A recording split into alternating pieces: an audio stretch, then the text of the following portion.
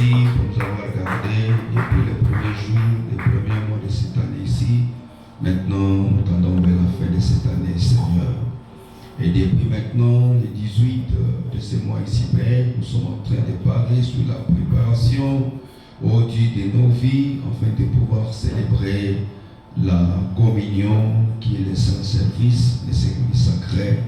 Un temps de test, un temps d'épreuve où chacun de nous, Seigneur Dieu, est appelé à passer, ne pas y passer, Seigneur, c'est être loin de toi, et y passer indignement, c'est recevoir des malédictions.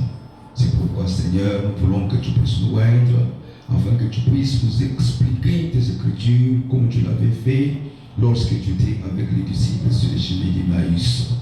Que toute mauvaise interprétation, que tout raisonnement, que toute incrédulité, rejet de la parole, tout ce qui n'est pas de toi, Seigneur, coupure d'onction, soit vraiment tes dehors et nous dit en ton nom Jésus-Christ. Nous voulons tous maintenant de la chair jusqu'au dernier bon, nous remettre à toi, nous voulons rester attentifs. Laisse au Dieu que tout ce qui est du malin ne puisse pas s'infiltrer. Mais je te prie de donner un entendement soutenu et une bonne compréhension et une bonne réception de la parole, parce que tous nous venons ici, pas pour être connus, pas pour la popularité, pour les affaires, mais nous croyons, nous sommes ici, Seigneur, pour les saluts. Ainsi, ô Dieu, toi qui as commencé cette bonne œuvre, Seigneur Jésus, nous croyons que tu es seul et l'unique qui doit l'achever.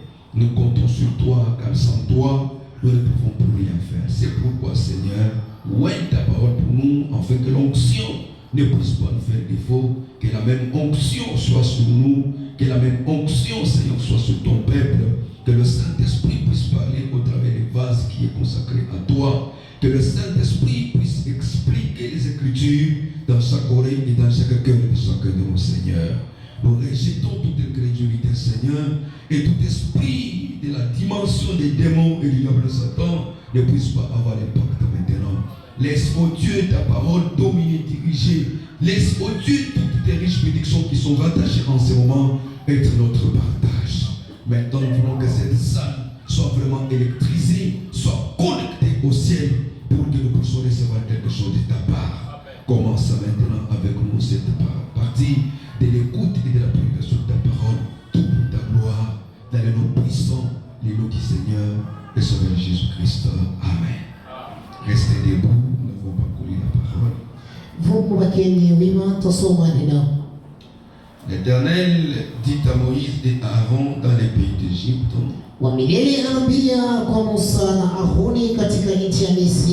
ce mois-ci sera pour vous le premier des mois, il sera pour vous le premier des mois de l'année.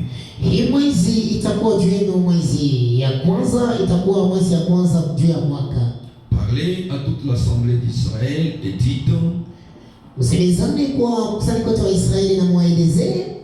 le 10e jour de ce mois, on prendra un agneau pour chaque famille, un agneau pour chaque maison. Si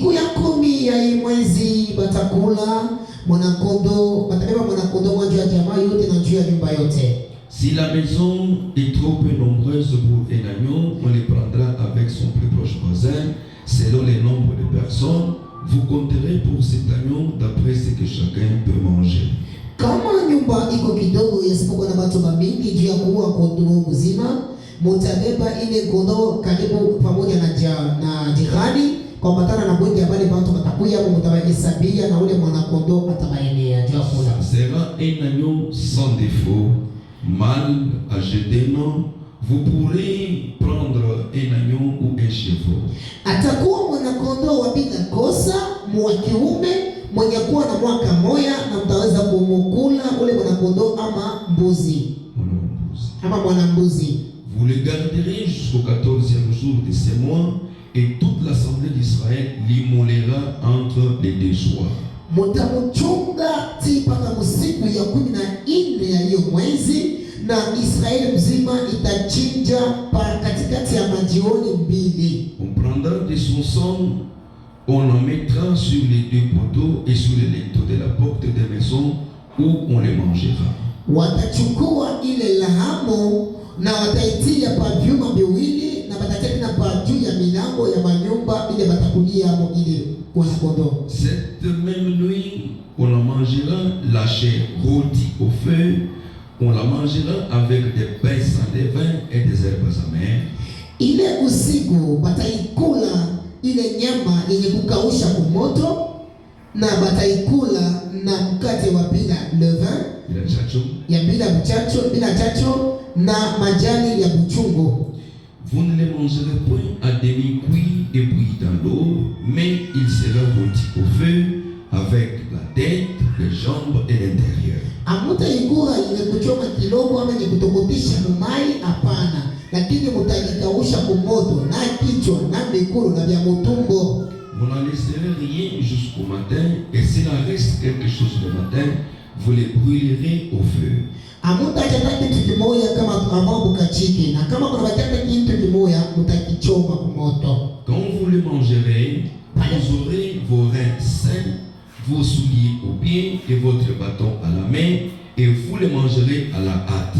C'est la Pâque de l'Éternel. Kama pale mutaikula, mutakuwa na mikaba yenu mishipa yenye kufunga, benye kuvaa minato kumikulu, benye kuwa na mawabako wa mikononi, na mutaikula kwa haraka. Ni Pasaka ya wa milele. Cette nuit-là, je passerai dans le pays d'Égypte, et je frapperai tous les premiers-nés du pays d'Égypte, depuis les hommes jusqu'aux animaux, et j'exercerai des jugements contre les dieux de l'Égypte. Je suis l'Éternel. Ile usiku mitapita kwenye nchi ya Misri, na mitapita wazaliwa wote wa kwanza wa nchi ya Misri, tangia batu mpaka kwa mivuko. Kisha tena mitahukumu miungu ya Misri niko wa milele. Le sang vous servira des signes sur les maisons où vous serez. Je verrai le sang et je passerai par-dessus vous. Il n'y aura pas de plaies qui vous détruisent quand je frapperai le pays d'Égypte. Lahamu itanisaidia kama alama mumanyumba nile mtakuwa. Mitaona lamu na mitapitia juu yenu, na hakutakuwa vidonda ama mapigo ile itanibomoa pale mitapiga Misri. Le verset 14. Mstari wa 14. Vous conserverez les souvenirs de ces jours. Mutaanza kukumbuka hiyo siku, et vous les célébrerez par une fête en l'honneur de l'Éternel. Na mutaisherekea karamu kwa ukavumu ya Bwana. Vous les célébrerez comme une loi perpétuelle pour vos descendants. Mutaisherekea kama torati ya milele juu ya wazaliwa wenu. Pendant 7 jours, vous mangerez des pains sans levain. Katika masiku 7 mtakula mkate wa bila chacho. Dès les premiers jours, il n'y aura plus de levain dans vos maisons. Tangia siku ya kwanza hakutakuwa chacho manyumbani mwenu. Car toute personne qui mangera du pain levé du premier jour au 7e jour sera retranché d'Israël. Kwa maana mtu wote atakula mkate yenye kuchacha tangia siku ya kwanza mpaka siku ya 7 ataondoshwa kati ya Israeli. Que Dieu ajoute ses bénédictions à la lecture de sa parole. Vous pouvez vous asseoir. Bwana ongeza mabaraka yake kwenye neno, tafadhali mketi. Vous allez comprendre que ici c'est l'agneau pascal qui a été immolé là en Égypte, l'ordonnance donnée par Dieu à Moïse son serviteur. Mtaelewa hapa sema ni mwanakondoo wa Pasaka mwenyewe alichinjwa kule kwa Misri, ilikuwa ruhusa ya kupewa kwa Musa. Et cela, il y avait l'agneau qui devrait être immolé et son sang devrait être appliqué sur les poteaux et sur les linteaux de chaque maison où on devait le manger. Na ile kulikuwa mwanakondoo ambaye alipaswa kuchinjwa, na damu lake ilipaswa kutumikishwa kwa vyuma vyenye kushimika na pa juu ya milango ile walipaswa kulia ile mwanakondoo. Alors, c'est là que l'agneau a été effectivement immolé et son sang fut appliqué. Japo ni pale mwanakondoo alichinjwa na damu lake ikatumikishwa.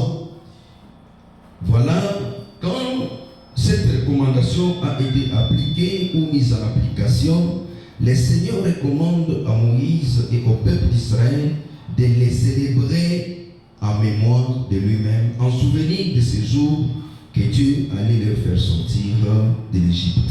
Moneneni kisha hiyo amri kutumikishwa, Mungu anaambia Wanaisraeli kwamba waweze kusherehekea hiyo siku kwa karamu kwa kumkumbuka mkavumu yake. Alors, ainsi, na hivi le Seigneur, quand il vient, on le voit lui aussi venir. Il célèbre la même Pâque qui a été recommandée. C'est ce que nous avions lu avec vous dans le livre de Jean chapitre 13. Bwana pana nakuwa yeye peke anasherehekea hiyo karamu ya Pasaka, ile tulisoma na mwe katika Yohana 13. Et c'est ce que nous avions lu avec vous ou après avoir célébré la Pâque, comme la Bible dit dans Jean chapitre 13. Avant la fête de Pâques, Jésus, sachant que son heure était venue de passer de ce monde au Père, ayant aimé les siens qui étaient dans le monde, mit les combles à son amour pour eux. Na ile ndio tulisoma na mwe katika Yohana 13 ya kusema Bwana kisha kuona kwamba muda ikafika kwake. Je suis au verset 1er, Jean 13. Alors, il a célébré lui aussi la Pâque qui était l'ordonnance ou les commandements donnés depuis l'Ancien Testament. Na yeye akasherehekea karamu yenyewe ama ruhusa ilipewa tangu Agano la Kale. C'est ce que vous voyez l'apôtre Paul qui vient, il perpétue, il applique cela comme la loi mosaïque l'avait dit, comme le Seigneur l'avait fait aussi. Chopole naona mtume Paulo wakati anakuwa anaendelesha anafanya pia ile ruhusa ile torati ya Musa na vile Bwana yeye pia alitumikiaka. Allons-y un peu dans 1 Corinthiens chapitre 11. Tudini mbele mwa Korinto wa kwanza sura 11. Je peux commencer au verset 17. Tezi kuanzia tangia mstari wa 17. Je vais aller jusqu'au verset 31. Parce que je crois que je ne reviendrai pas là-bas la nuit du mercredi au jeudi. Je ne prêcherai pas encore sur ça. Hadi mstari wa 31 kwa maana ile usiku ya mkazi tatu sitarudia tena pale hapana. Je pense vous avoir demandé d'être vraiment patient parce que je ne peux pas prêcher ça dans un seul sermon. Il y a beaucoup trop de choses à parler, à exploiter, mais j'ai essayé de synthétiser, mais malgré ma synthèse, je ne saurais pas tout dire et tout terminer dans un service comme celui-ci. Na niliomba ya kwamba muwe watulivu kwa maana kuko vitu vingi vya kusema katikati ya hiyo yenyewe. Mimi napaswa kusema manota ya kuachana, lakini siwezi kubisema vyote mwiyo ibada moja. Hata kama mimi nabifupisha habitaisha paka. Mais permettez que nous puissions lire les Écritures pour comprendre comment les choses se font ou s'étaient fait. Lakini kukusudi tusomeni maandiko ili tuone namna gani vitu vilifanyika na vile vikunafanyika. Chers amis, si c'est possible, si vous voyez un frère qui somnole, chers diacres, aidez-nous. On peut nous faire un petit café là pour donner aux frères et aux sœurs qui somnolent comme ça, ils sont forts pour suivre ça. Parce que je veux bien que cette nuit-là, que vous puissiez vous sentir prêt pour avancer ou ne pas être prêt pour avancer, alors cela vous fera du bien. Que peut-être dormir maintenant. Asa pale wadamini tunaniomba washemasi tusaidie kwa kama ni kuipika kafe kunipika kwa kwamba ule ndugu ataanza kusaidia mnampatia mimi kafe ili akwe na nguvu ya kufuata hivi tu kunasema. Jumu ile usiku ile napenda kuwa tayari uelewa sema hapa napasha kusonga ama sitasonga ile itanisaidia. Bon, peut-être ça sera compliqué pour faire des cafés, mais je crois que c'est plus facile. Si on a par exemple 5 sticks de café, on met dans un thermos quelque part, et si on fait de l'eau chaude, chacun peut prendre même amer, ça va vous réveiller. Ou si il n'y a pas du café comme ça, papa, trouvez-nous ma soeur, si vous avez 500 francs, mon frère, achetez même un mojo là-bas, je vous autorise d'abord pour les faire. Soyez éveillés pour suivre la parole. Je dis et j'insiste, je sais pourquoi, cette nuit-là je ne reviendrai pas. Na tunapenda kuomba kwamba mpige ile kafe haina kitu cha nguvu ukifanya kama kupatana masashe 4 pale itanisaidia. Wala kama unasema ndio vidada huko na sensa ndio na sensa bila miruhusu muze moja tu itanisaidia bila najua kile mimi kunafanya. Même si l'argent pouvait vous faire mal, maintenant ça ne vous fera pas du mal. Hata kama energie inakuangaisha hapa itakuangaisha tena. Pour votre bien, alors je crois que ça peut vous aider. Na njia vizuri nadhani itanisaidia. Je disais, vieux Paul a perpétué ça comme l'avait recommandé le Seigneur aux enfants d'Israël. Nilikuwa nasema mzee Paulo aliendelesha nayo pia vile ilisemezewa kwa Wanaisraeli. On avait posé des questions au vieux Paul par rapport aux choses qui s'est passé dans l'église de Corinthe. Alors, Paul, comme messager des païens, des gentils que nous sommes, il était appelé à apporter des réponses ou des solutions aux préoccupations du peuple. Kwa maswali mengi walimuuliza mtume Paulo, na yeye mwenye kuwa mtume wasiye watu wa pagano na watu wa nchi alifanisishwa kupeleka majibu kwa Paul a commencé à donner des réponses aux plusieurs préoccupations du peuple. Mzee Paulo anaanza kupeleka majibu kwa maswali mengi ya taifa. La coiffure des femmes. Kumbatana na kushukisha nywele kwa wanawake. La coiffure. Nywele ya mwanamke anataka kutengeneza. Alors quand il a fini, il entend directement un autre point. Je crois que c'est le point qui nous concerne ce matin. Pale anamaliza anaanza tena nukta nyingine nadhani ndio inatuangalia. Et c'est le point que nous allons mettre en pratique, c'est que le Seigneur avait recommandé pour dire faites ceci en mémoire de moi.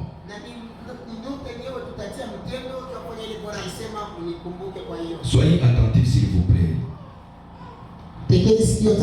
Vieux Paul dit ceci. Je suis dans 1 Corinthiens 11, le verset 17. Mzee Paulo anasema hivi, niko wa Korinto wa kwanza 11 tangia mstari wa 17. En donnant cet avertissement, c'est que je ne vous loue point. C'est que vous vous assemblez non pour devenir meilleurs, mais pour devenir pires. Nasema ya kwamba amekusanyikana juu mkuwe watu wema lakini muwe wabaya zaidi. Paul constatait des choses parmi les Corinthiens, parmi les croyants, comme quoi quand ils s'assemblaient au moment où ils devraient prendre la communion, il constata et conclut qu'ils ne s'assemblaient pas autour de la communion pour devenir meilleurs, mais plutôt de devenir meilleurs, ils devenaient pires. Paulo aliona ya kwamba pale wa Korinto walikuwa wanakusanyika juu ya kubeba meza ya Bwana, abakuwa nikusanyika juu bakuye watu wazuri sana lakini kuwa tena mabaya zaidi.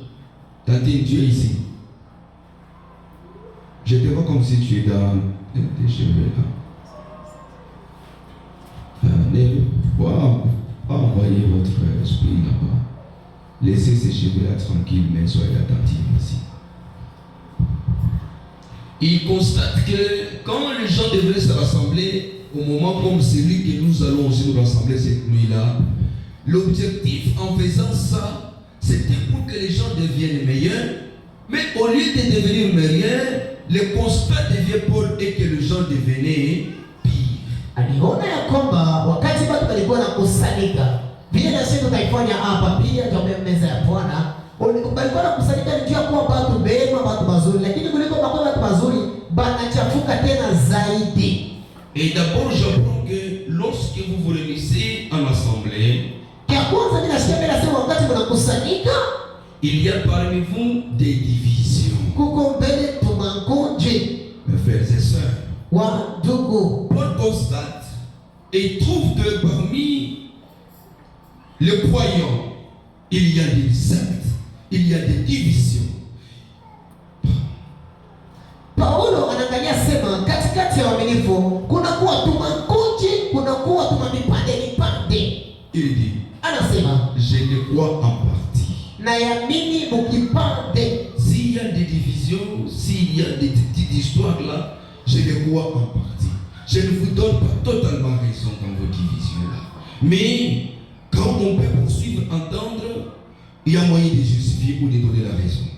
Kama kuko tumakundi kutenganisha vile, mimi na hili kipande mimi sipate mpaka sababu ama sheria kwa yote hapana. Lakini kuko namna ya kupeleka hadi kwa ile kama tunafuatilia. Car il faut qu'il y ait aussi de sectes parmi vous afin que ceux qui sont approuvés soient reconnus comme tels au milieu de vous. Kwa maana inapaswa tena kukuwa tumakundi kati yenu. Ili ya kwamba pale ceux qui sont approuvés.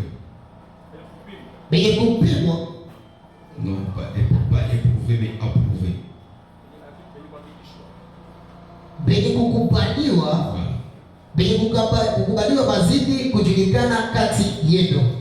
On peut y avoir des divisions et des sectes comme ça. Cela, je les crois en partie. Quand il y en a, et quand on poursuit, on va trouver qu'il y a des gens qui sont corrects.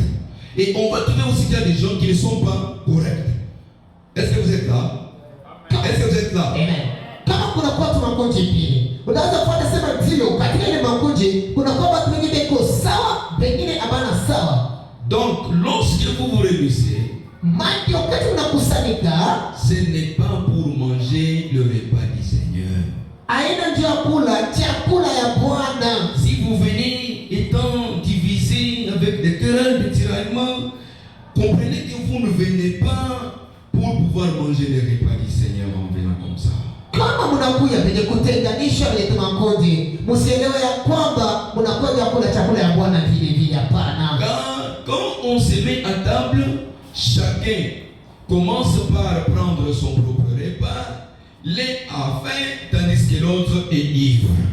Kwa maana kama tunasimama kumeza, kila mtu anaweza kula chakula yake ile na mwingine kuna njala, mwingine yeye ashakulevika. N'avez-vous pas de maison pour y manger et boire? Ou méprisez-vous l'église de Dieu et faites honte à ceux qui n'ont rien?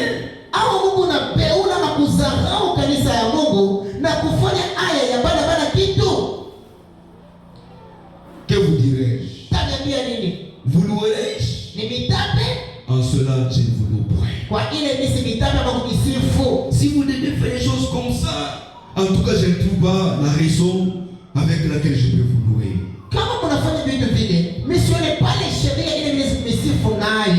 Car j'ai reçu du Seigneur ce que je vous ai enseigné.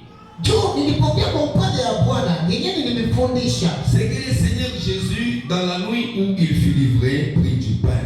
Et après avoir rendu grâce, les rompit et dit: ceci est mon corps qui est rompu pour vous, faites ceci en mémoire de moi.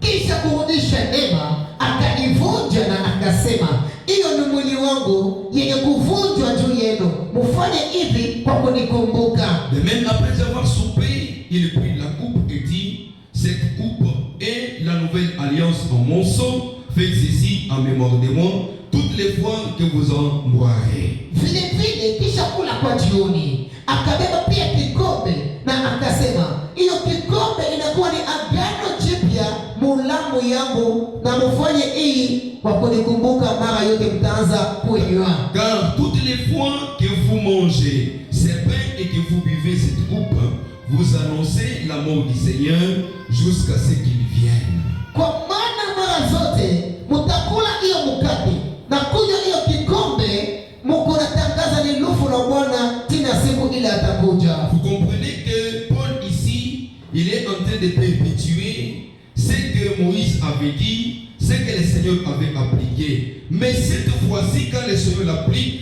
il appelle le pain qui était là, caché, que cela représentait son corps. Les vins qu'il avait là, il dit, cela représente son sang. Na pale eko nasema pale Paulo eko natumitisha ni eko naendelesha na ile Musa alisema na ile Bwana alitumitisha. Lakini hapa pale anaanza kutumitisha, anaanza kusema hiyo mkate ya nguvu ya bila chacho ni mwili wake na damu ni mwili yake. C'est qu'en d'autres termes, vous comprendrez que l'agneau qui a été immolé là-bas en Égypte, il y avait cet agneau-là dans lequel on devrait tirer de son sang. Et cet agneau ne devrait pas être mangé seul, il devrait être accompagné des pains sans levain avec des herbes amères. Mubisemo ingine mpelewa sema yule mwanakondoo alipouawa kule Misri, palipaswa kumukula na mkate ya bila chacho na majani yenye uchungu.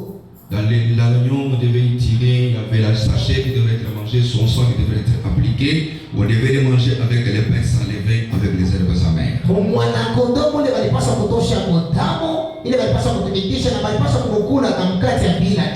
Cet agneau-là, les pains sans levain, tout cela typifiait le Seigneur Jésus-Christ.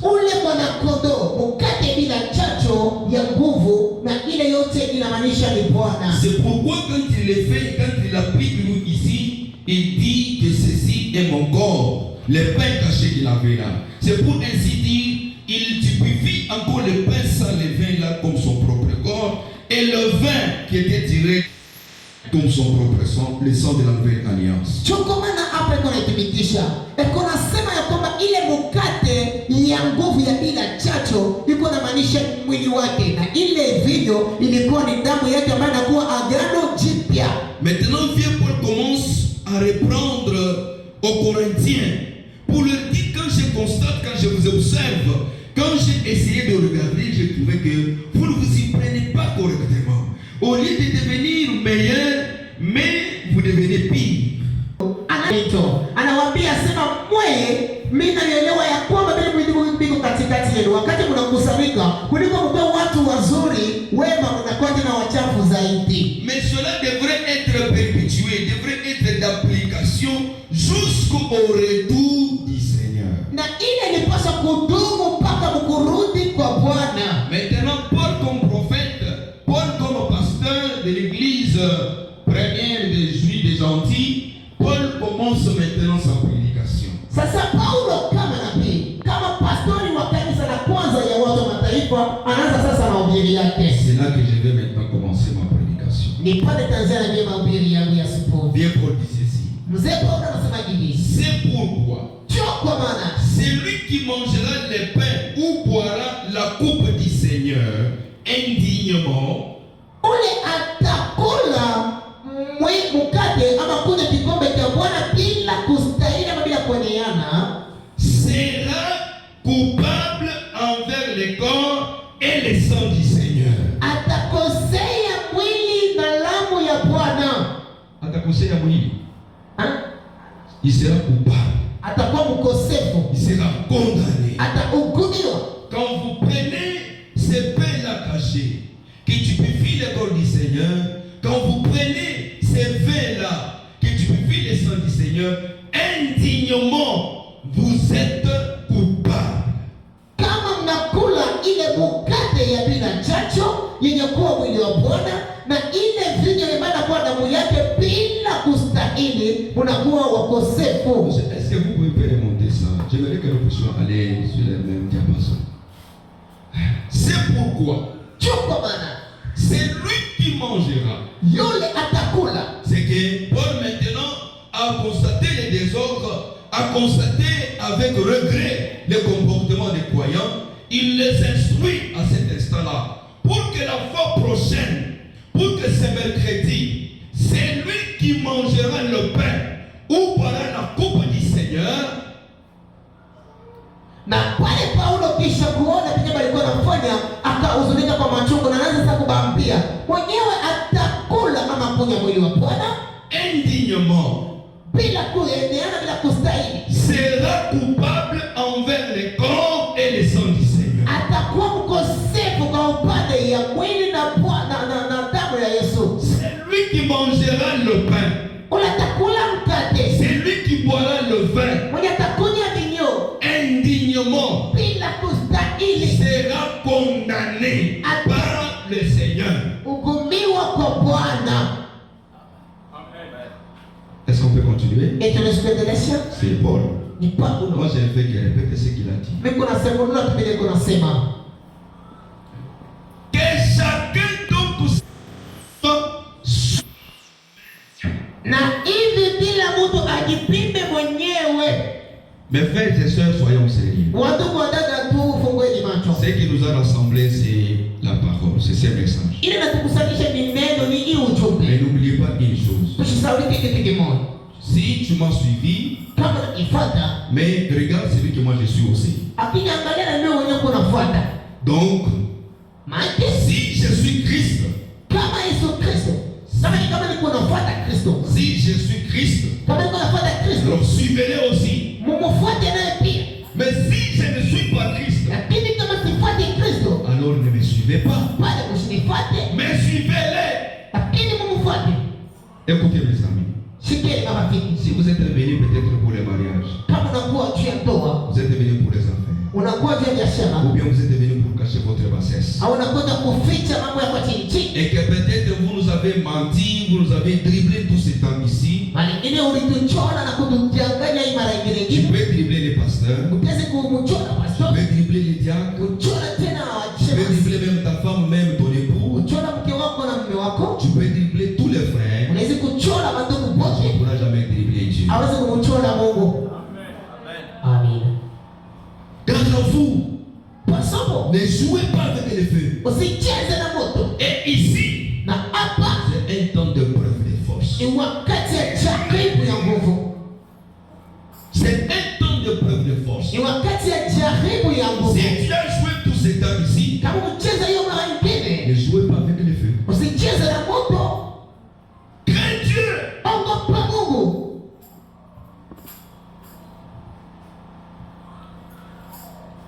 Donc que chacun s'éprouve soi-même. Na hivi kila mtu ajipime mwenyewe kwa kujijaribu. L'examen que nous devons faire. Kipimo kile tunapaswa kufanya. L'examen que nous devons faire. Kipimo kile tunapaswa kufanya kwa kujijaribu. Ce n'est pas que j'examine le frère Samadère. Haina mimi napima ndugu Samadera. Ce n'est pas que j'examine le frère Léo. Haina mimi napima ndugu Leo. Ou j'examine la sœur Naomi. Au napima dada Naomi. Ou j'examine le frère Au Godefroy. napima ndugu Godefroy. Mais Paul est clair. Lakini Paulo kwa wazi. Le Saint-Esprit est clair. Mtakatifu kwa wazi. Il nous dit Anatuelezea. que chacun s'examine.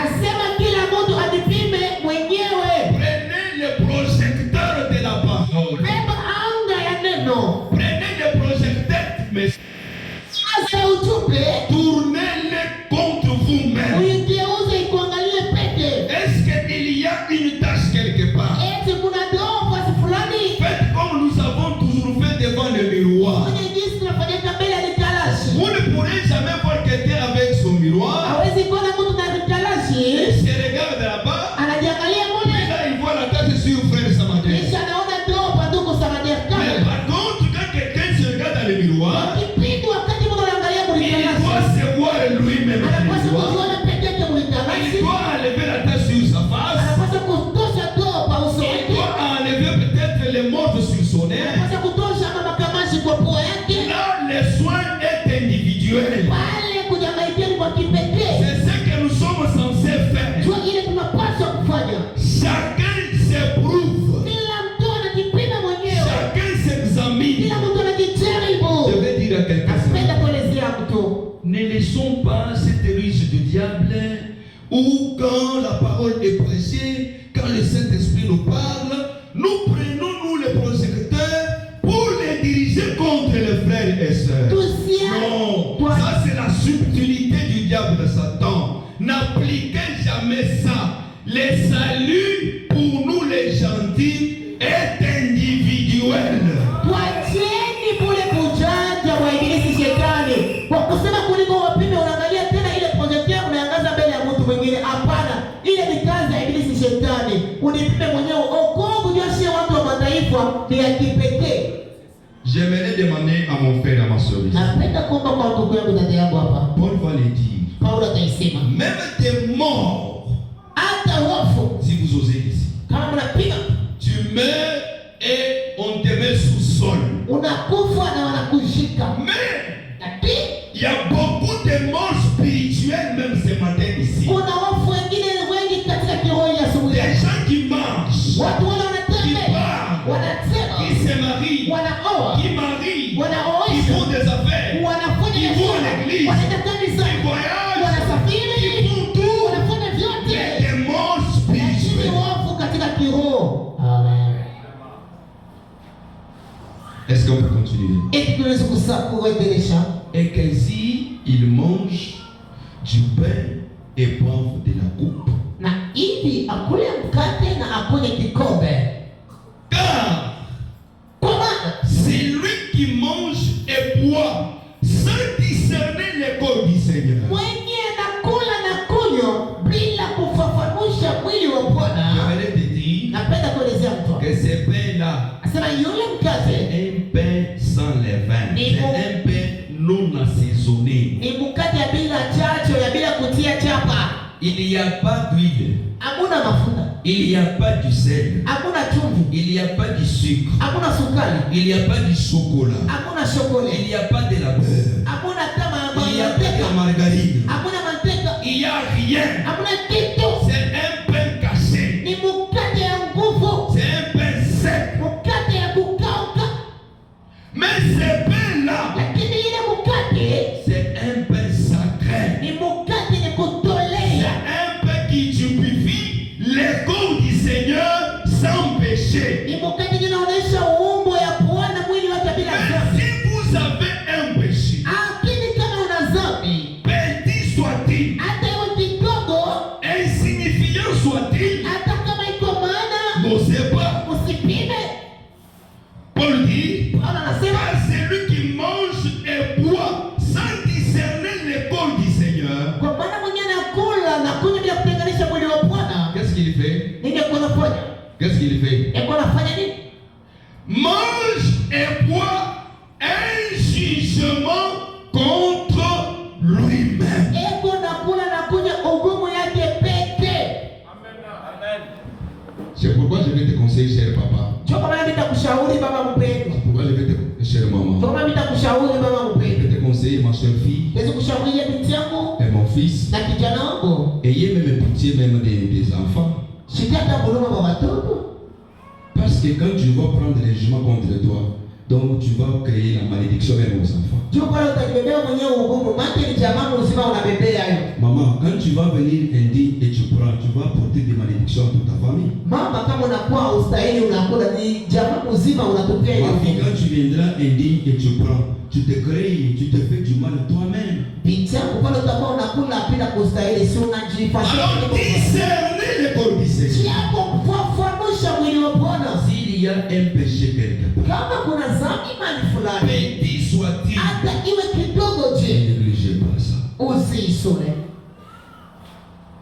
Paul dit, Paulo anasema c'est pour cela qu'il y a parmi vous beaucoup d'infirmes et de malades. ndio kwa maana kati yenu kuna vilema vya mingi na magonjwa. Vous regardez dans la famille, Anaangalau jamaa, vous voyez un enfant qui vient au monde avec peut-être les bras, peut-être ça n'est pas là, avec des infirmités corporelles. Ça c'est corporel. unaona mtu anakuwa mtoto anazaliwa na mkono ni mwangalia kama ni kumkoo hii na inako ile inakuwa ni vilema vya kumwili. Des malades, c'est que du 1er au 30 janvier au décembre, toi tu ne fais que dépenser l'argent. Quand elle tombe malade, il essaie de se relever, c'est l'autre. Et pas seulement ça. Si vous ne veillez pas, tout ce que vous voyez là, les enfants malades des infirmes là-bas, sachez que ce sont des signaux annonciateurs. Ce sont des avertisseurs. Si vous ne veillez pas, même la mort physique sera constatée. Magonjwa tangu siku ya kwanza mpaka siku ya 13. Kuanzia mwezi wa kwanza mpaka mwezi wa 12. Batoto magonjwa, unagonjwa, unapeleka mfranga na kwa soko ile inakuwa ni vitu viko natangaza hata lufu la kimwili unaweza kushotoshwa. Et qu'un grand nombre sont morts. Na bamingi tena balikufa. Si nous nous jugeons nous-mêmes, Kama tunajihukumu peke yetu, nous ne serons pas jugés. hatuta tena hukumiwa. Amen. Amina. Mon frère et ma soeur, Ndugu yangu, dada yangu, tu dois discerner les corps du Seigneur. unapaswa kufafanusha mwili wa Bwana. C'est ce que Paul a dit aux Corinthiens. Ndio ile Paulo alielezea wa Korinto. C'est ce que William Branham a perpétué. Ndio ile William Branham alisonga nazo. C'est ce que je vous répète ce matin. Ndio ile nisemezea tena ya Ce que le asubuhi. Saint-Esprit nous dit ce Ndio matin. Roho Mtakatifu anatuelezea ya asubuhi. Discernez les corps du Seigneur. Fafanuza mwili wa Bwana. Ne venez pas avec légèreté. Usiwe na kuleteza Ne négligez pas. usisule. Ne dites pas, bon, moi là, d'ailleurs, j'avais mangé. Attendez, écoutez, la roue de la prophétie de Dieu tourne lentement, mais sûrement. Chaque prophétie et chaque promesse s'accomplira au temps de Dieu. Usiseme mbele shakuriaka tena mimi nakuriaka. Sikia, napenda kuelezea. Mupeto ya polepole lakini na uhakika, na itatimizika ni wakati yayo. N'osez pas. Usipime. Discerne le corps du Seigneur. Fafanuza mwili wa Bwana. Est-ce que quelqu'un peut dire amen? Eti mtu anasema amina. Acclamez pour le Seigneur. Shangilia ndugu ya Bwana. Maintenant, écoutez ce que dit le prophète. Sasa msikie ile nabii eko anasema. Dans le sermon, c'est l'année de jubilé. Katika mahubiri mwaka wa Yubile. Prêché le 31 décembre 1962. Non, le 3 octobre 54. Ya tarehe 3 mwezi wa 10 1964. J'ai dit l'année de jubilé. Asema mwaka wa Yubile. C'est ça? Jo ile? S'il vous plaît. Le diacre, diacre Billy, où est-ce qu'il est? Pastor Shemasi ile iko wapi tafadhali? Il travaille? Inatumika?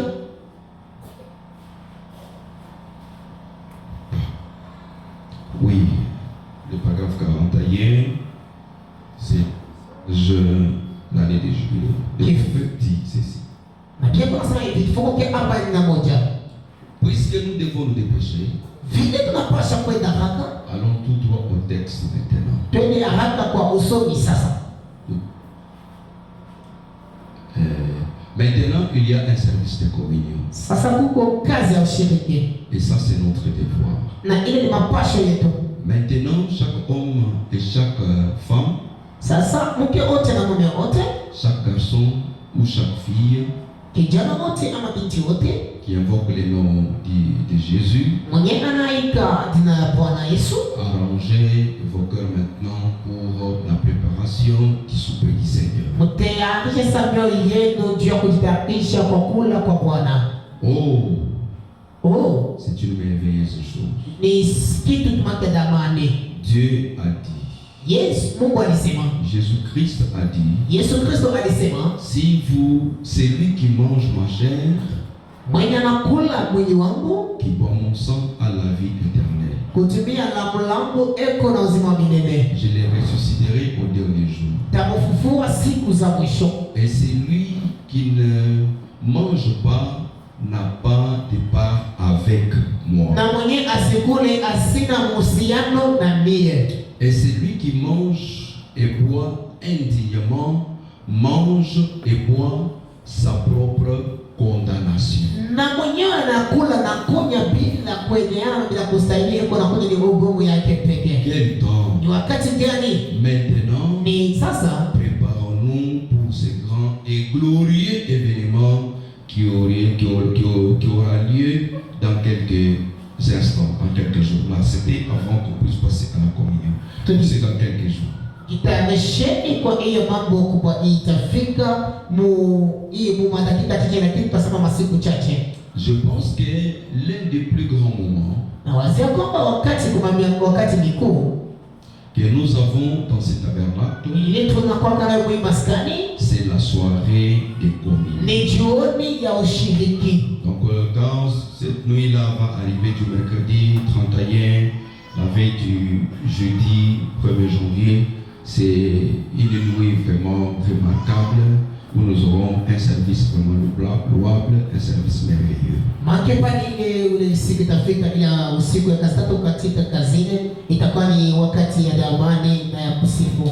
Les combats prêchés le 31 décembre 1962, vita ya kubiana mwaka 11 mstari wa 12 makumi sita na moja. le paragraphe 54. Kifungo cha makumi tano na nne. Qu'est-ce que le prophète dit? Apige tunasema Or, ils avaient un signe, akini walikuwa na alama, que lorsque l'ange de la mort passait, kwamba wakati pale malaika wa kifo atapika, il fallait qu'il y ait du sang sur la porte, inapaswa lango hiyo pa mlango, sans quoi le fils aîné ou l'enfant premier-né bila ile mtoto mwenye mzaliwa wa kwanza mourait dans la maison. alipaswa kufa ndani ya nyumba.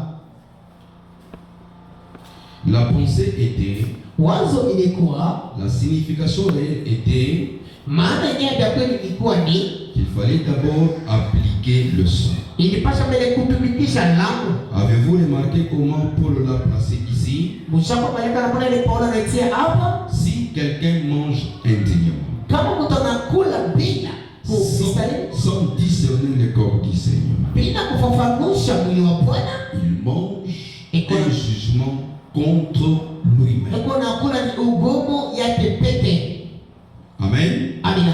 Ce qui signifie la même chose. Ile inafasiri kitu kimoja. C'est que Paul avait dit là, Ile Paulo alisema le soir de Branham là, c'était la même chose. ile jioni ya Abrahamu ndio ilikuwa tena kitu kimoja. Même ce matin, c'est la même chose. Na hii asubuhi ndio kile kitu kimoja. Même cette nuit là, ça sera la même chose. Hata ile usiku itakuwa ni kitu Quand kimoja. vous allez passer, vous mangez indignement avec le péché, avec des bêtises, sachez que le jugement est sur vous. Pale mtakula unakuja bila kusaliwa, sema ugumu iko juu yako. Cette mort, Ile kifo, la mort spirituelle, repose sur la personne qui prendrait part au repas du Seigneur. kifo cha kiroho kinatoka mtu mwenyewe atakula chakula ya Bwana. Quelle mort? Kifo gani? Quelle mort? Kifo gani?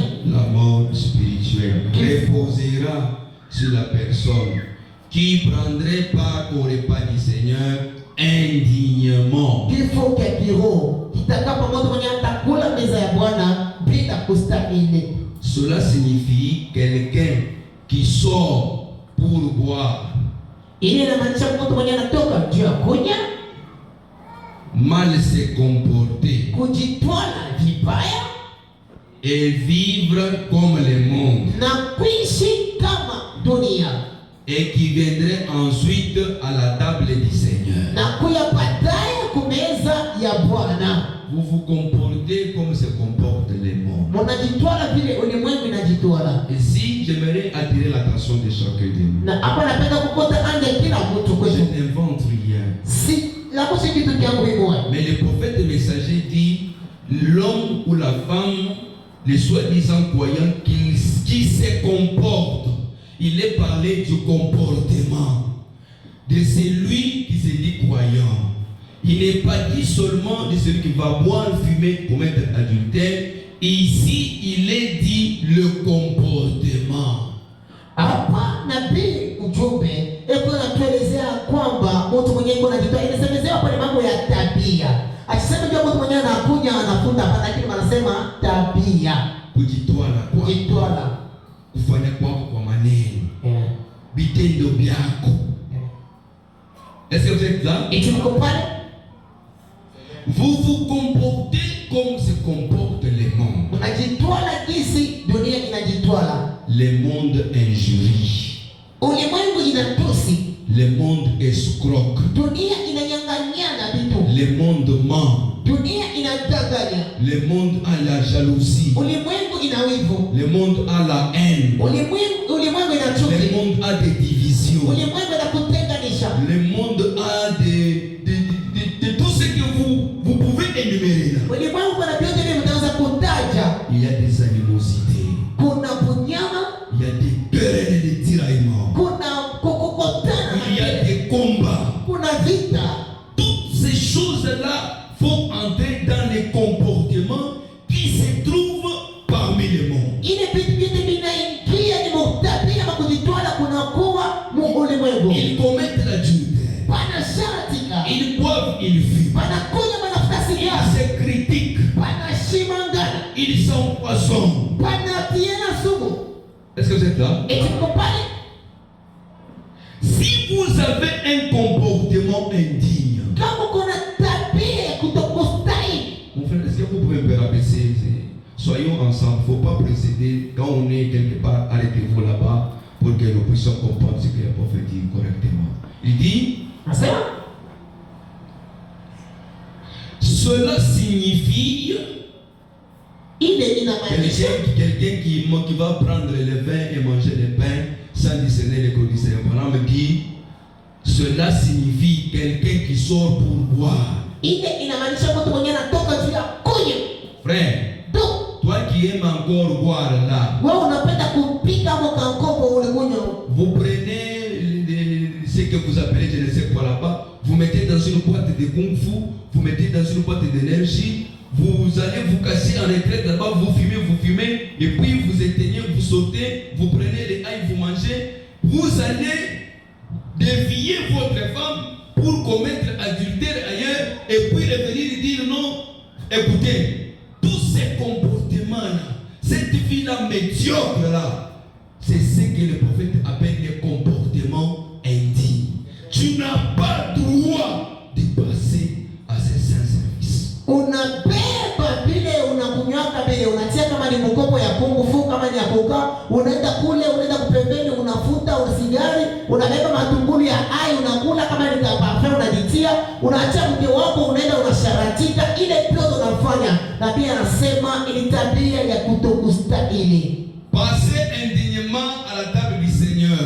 Cela signifie quoi, Branham? Signifie quelqu'un qui sort pour boire, mal se comporter et vivre comme les morts. Kupita kutokustahili juu ya kula meza ya Bwana. Ile inamaanisha nini ndugu Branham? Ile inamaanisha mtu mwenye anatoka kunya, kujitwala vibaya sawa vile ulimwengu ama dunia. Et vivre comme les morts. Na kuishi sawa dunia. Et qui viendrait ensuite à la table du Seigneur. Na kisha nakuya kwa meza ya Bwana. Qu'est-ce que tu nous dis encore? Bwana niko natuambia nini tena? Nous ne devrions pas faire ça. Atukupasha kufanya vile. Nous ne devrions pas passer à la table du Seigneur si nous avons un comportement indigne. Atukupasha kupita kwa meza ya Bwana kama tuna tabia ya mbaya. Il y a des sœurs ici Kuko banduku balada hapa. qui se disent croyantes du message, Banasema ni mamilifu ba ujumbe. qui s'habillent décemment avec des longues jupes, avec des longs cheveux, avec un accoutrement meilleur, mais dans leurs paroles, dans leur langage, on les reconnaît comme des païens. Il y a encore des insultes et des injures. Beko na vala mzuri. Unaona sema asha kuvala tu mzuri na mishono ya bien. Lakini mkinyo yake muko ile misemo ya mbaya, mungari matoshi na kuchambula. Il y a des frères également aussi qui ont un comportement des injures, du paganisme. Kuna mpandu kutena pile vile. C'est cela les comportements du monde. Wanakuwa ile tabia matoshi ndio ile tabia ya dunia. Vieux Paul a trouvé. Mzee Paulo nakuta Quand il venait, pale alikuwa nakuta il y avait des sectes, kulikuwa tu makundi des divisions. mkutenganisha. Oui, je peux accepter ça en partie. Tuone sikubali Mais mkifanya. pourquoi des disputes? Ndugu tuone kokota. Pourquoi des querelles? Tuone kokota. Pourquoi ça? Tuone Et nini? vous écoutez, Pale mnasikia? vous prenez qu'un bordel. Tu n'as pas bien fait. Oe afanye mzuri. Frère, toi, tu n'as pas bien fait. Ndugu wako afanye Sœur, mzuri. toi, tu n'as pas bien Dada fait. wewe afanye Poisson, mzuri. tu n'as pas bien fait. Dada afanye mzuri. Qu'est-ce qu'il faudrait faire? Nini nipaswa kufanya? Vérifiez-vous. Mkitakaza Arrangez la chose. tengeneza kitu. Et vous comprenez parfois Mnaelewa kama hivi. que de ces deux accusés, Asema kwa baba wewe ni kuchongea. où l'accusé et où le prénom. Au mwenyewe anachongea na mwenyewe anachongea. Vous